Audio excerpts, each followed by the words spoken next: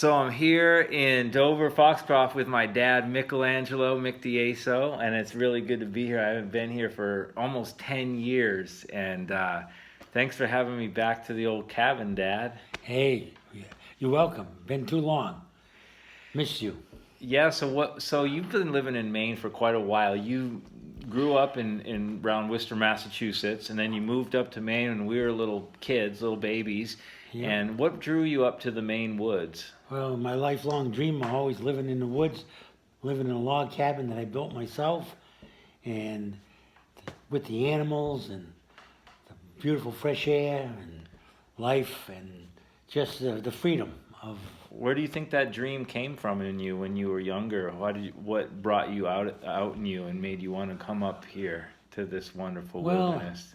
I've saw some movies and different things and about life in other parts of the world and American Indians and pioneers and a lot of the old fashioned way that seemed to be working well. Didn't care for much of the new modern buildings and the fast life. You know, I wanted an easy life. But anyways.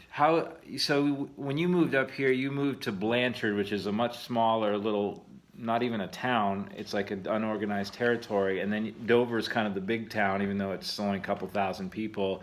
How has life up here changed since you moved here in the late 70s? Well, it's more or less the same. It's there's not much industry here, and of course everything gets more expensive as the years go by. Cost of everything goes up, seems to be, but things haven't changed much in the 40 years that I've been up here. I came up in 1977, and it's still you got to scratch for your livelihood, you know. And it's hard to say.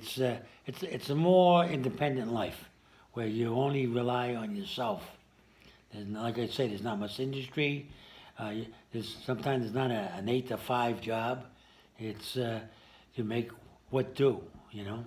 Yeah, but there is a small close-knit community too, though. So people are kind of interdependent in that respect, right? Everybody gets to know each other.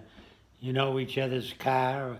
And you kind of know each other's background because of small town newspapers don't miss much, and talk gets around. So if you're a good, solid citizen, people respect you for it, and it's nice. And if you're not, everyone's well aware of it. There's no place to hide, you know. Yeah, there's not a lot of anonymity in a small town like Dover.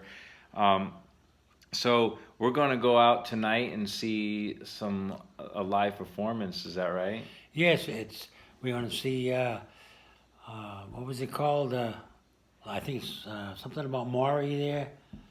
Tuesday with Maury. Maury, and it was a movie and it was a book and it was a well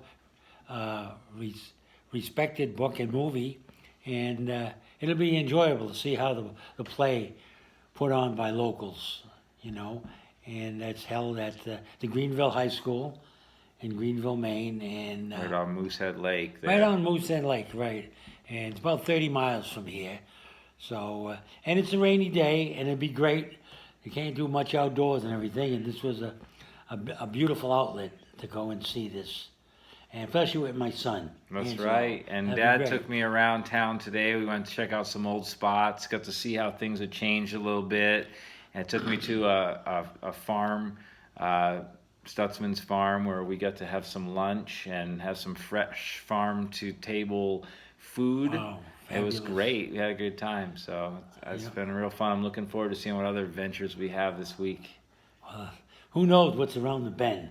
It's just one exciting adventure journey in Maine.